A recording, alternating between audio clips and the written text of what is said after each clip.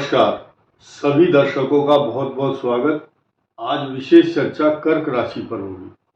कर्क राशि पर कुछ बदलाव जो हो रहे हैं, कुछ अच्छाइयाँ देखने में नहीं मिल रही हैं, इसलिए ज़्यादा जोर देकर कहूँगा कि आप सब इस बात को ध्यान से सुने। आने वाला ग्रहण तथा 5 ग्रहों के अलग अलग शिफ्ट होने के कारण कर्क राशि के लिए नए समीकरण क्या होंगे, ये बात जानना आपके लिए बहुत आवश्यक है। आपको ध्यान देना है कि कर्क राशि है, ये जल तत्व राशि है। कर्क का मतलब जल तत्व राशि, जल का संबंध है और मन का भी है। चंद्रमा मन सो जाता, चंद्रमा मन है।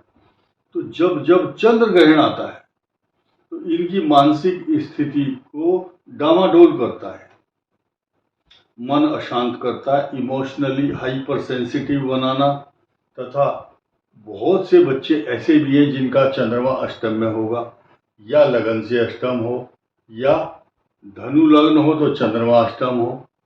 तो यहाँ कर्क लगन हो या कोई भी लगन हो, अगर आपका नक्षत्र पुनर्वसु चतुर्थ चरण, जहां नाम आता है हिमांशु, हीरा, हितेश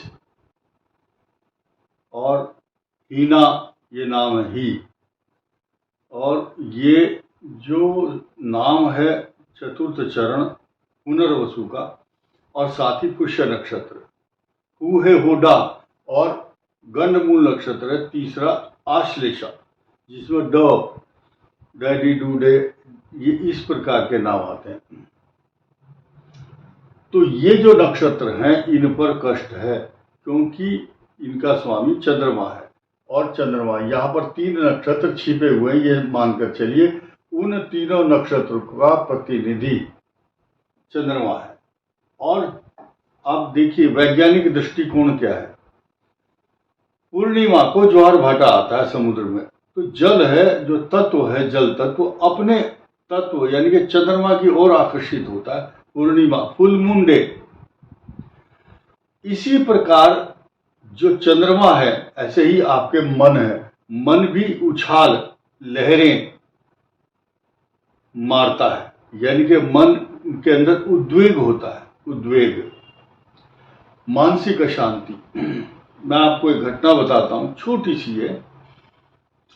एक बच्चे को मानसिक स्थिति खराब हुई, ये जम्मू की घटना है, हम वहां पर थे, तो 92 की बात है।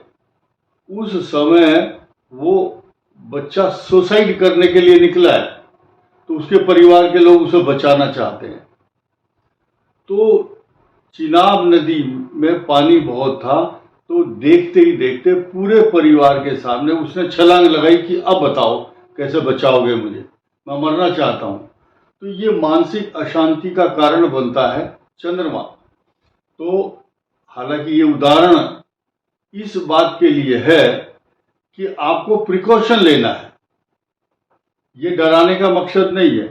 तो जो चंद्रमा की शांति करनी चाहिए, चंद्रमा का मंत्र मैं आपको बता रहा हूं। चंद्रमा का मंत्र है ओम चंद्रमसे नमः या ओम सोम सोमाय नमः। ग्रहण के दौरान इस मंत्र का जाप करना चाहिए। और नैमित्तिक कर्म, श्राद्ध कर्म जो भी है, पिंडदान, तर्पण 12 बजे से पूर्व, पूर्णिमा का श्राद्ध होगा उस दिन, आपको चंद्रमा का जाप करने से बहुत सारा लाभ मिलने वाला है। चंद्रमा अष्टम में होंगे उस समय और राहु के साथ होंगे, ग्रहण योग बन रहा है। कर्क राशि यानी कि चाकू के ऊपर कद्दू गिर जाए या कद्दू के ऊपर चाकू गिर जाए, नुकसान तो कद्दू का ही होगा, चाकू नहीं कटता। तो ये जो कुछ भी है, ये राशि का स्वामी है चंद्रमा। चंद्रमा अष्टम में चला गया, कहीं भी हो चंद्रमा, नुकसान तो कर्क राशि का ही होना है। यानी कि कर्क राशि का जो स्वामी चंद्रमा है वो अष्टम भाव में आने से अशांत मन हो गया है। और दूसरा खास रीजन क्या है कि मांगलिक दोष बनता है जिस प्रकार से चतुर्थ मंगल आने के कारण कुंडली में कैरेक्टरिस्टिक्स या लक्षण परमानेंट दिखाई देते हैं, ठीक इसी प्रकार ये जो मंगल है यहाँ आया है चतुर्थ भाव में।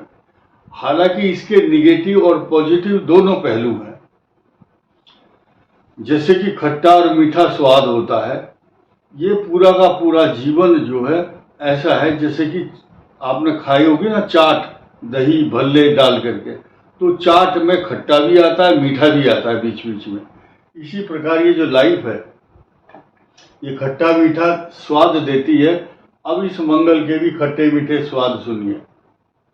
कर्क लगन से या कर्क राशि से चतुर्थ भाव में आपको अशांत और तनाव रही युक्त बनाता है। आपके सुख में बाधाएं, बिना बात के व्यर्थ के अशांत चित्त, इनसिक्योरिटी, एंग्जाइटी और माता के लिए कष्टकारक। लेकिन अब नई चीज सुनिए, नई चीज ये लिखिए, देखिए कि इस भाव पर सबसे मैंने जानबूझ करके अभी आपको दिखाने के लिए यहां पर इस बृहस्पति को ग्रीन कलर से लिखा है।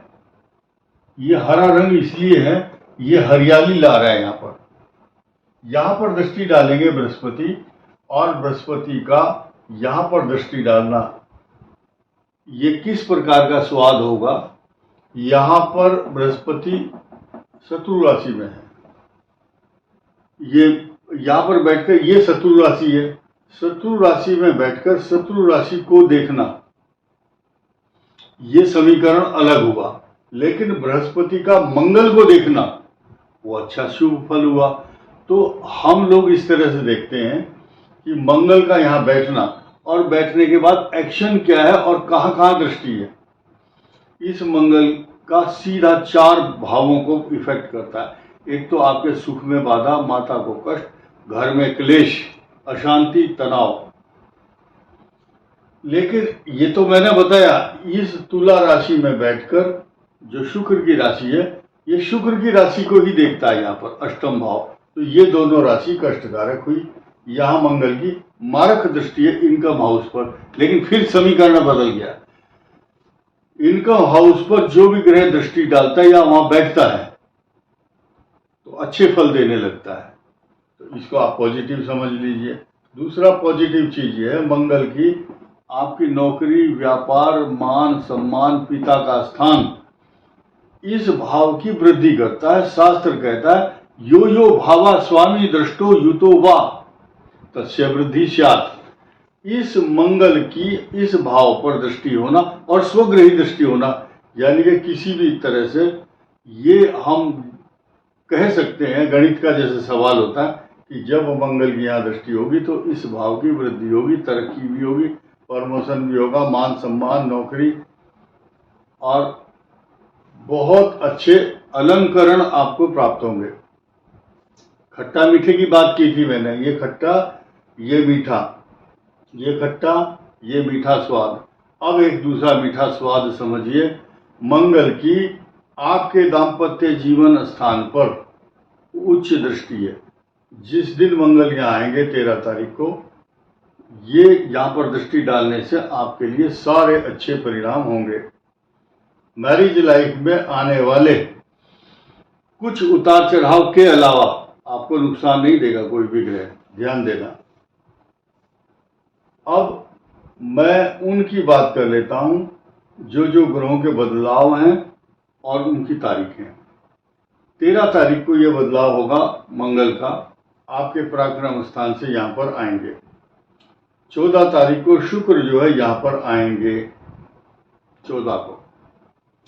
तो शुक्र आपकी इनकम को बढ़ाएंगे, क्योंकि ये आमदनी का स्थान है, इनकम का स्थान है। इसका रिश्ता सीधा सीधा धन स्थान से है। आमदनी किस चीज की होती है? धन की। और धन स्थान में बैठे हुए शुक्र। शुक्र जो है सोना चांदी, हीरा मोती, अच्छी वाणी का परिचायक है।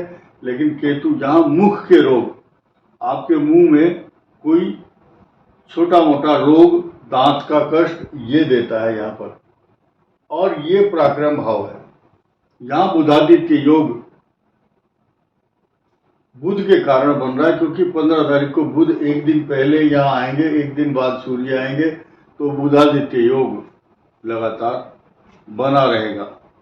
और आप एक चीज नोट करेंगे, 13 तारीख को इसका बदलाव, 14 को ये, 15 को बुध और 16 को अर्धरात्रि में ये बदल करके सूर्य कन्या में आएंगे। कन्या आगत, कनागत शब्द है, कनागत, कन्या में आगत मैंने सूर्य का आगमन होना। तो एक चीज देखेंगे आप, बहुत बार जब कन्या राशि में सूर्य नहीं आता उससे पहले ही श्राद्ध पितृपक्ष शुरू हो जाता है। और ये कलयुग में बहुत सारी इस चीज को कोई नोट नहीं कर रहा है पूरे विश्व के अंदर।